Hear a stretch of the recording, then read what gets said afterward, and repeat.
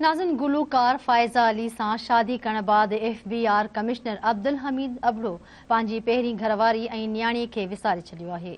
तफ़सीर ॾिसूं था जावेद जतोई जी हिन रिपोर्ट में।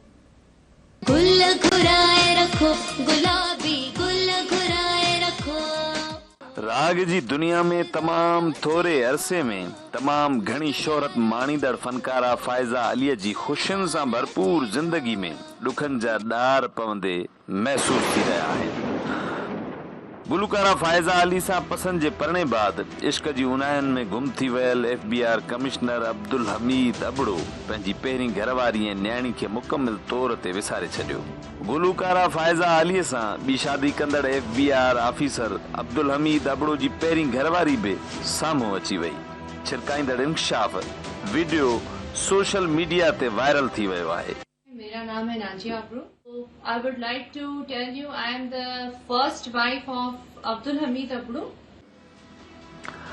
सोशल मीडिया ते हिकु वीडियो हली रही आहे जंहिंमें ॻाल्हाईंदड़ औरत पंहिंजो नालो नाजिया अबड़ो ॿुधाए रही आहे ऐं पाण खे अब्दुल हमीद अबड़ो जी पहिरीं घरवारी ॼाणाए रही आहे। फुर्सत हुई ऑफिस खां सोचियमि त तव्हांखे जेको इम्पोर्ट ऐं एक्सपोर्ट जो जेको पंहिंजो सिलसिलो हले पियो उन ई खे पाण अॻिते वधायूं।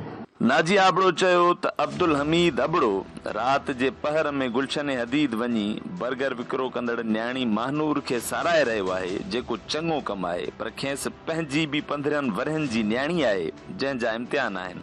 तव्हां ॿियनि खे साराईंदे हिमत अफ़ज़ाई कंदे त नज़र अचो था पर पंहिंजी न्याणी जी हिमत अफ़ज़ाई करणु उन सां मिलणु उन जे मथे ते हथु रखण जो तव्हां वटि वक़्तु न आहे। तव्हां समाज में तब्दीली ऐं बहितरी चाहियो था त उसूली तौर शुरूआत पंहिंजे घर खां करणु घुर्जे।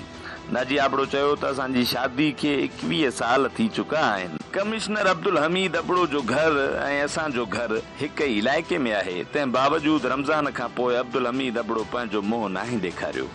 असांखे ईअं छॾे ॾिनो आहे ॼण असां सां संदसि जो को तालुक़ ई नाहे। हुन चयो त मुंहिंजे हिन पैगाम खे हाकारी अंदाज़ में सम्झो वञे ऐं सोशल मीडिया ते वधि खां वधि वंड कयो वञे त जीअं अब्दुल हमीद अबड़ो खे पंहिंजी न्याणी जे मथे ते हथु रखण ऐं सार लहण जो अहसासु पैदा थिए। ईंदड़ वक़्तु ई ॿुधाए सघे थो त संदसि दिलि में समाजी भलाई जे दर्द जियां घर भातियुनि जी संभाल जो अहसासु कॾहिं पैदा थींदो। जावेद जतोई, धरती TV, सखर।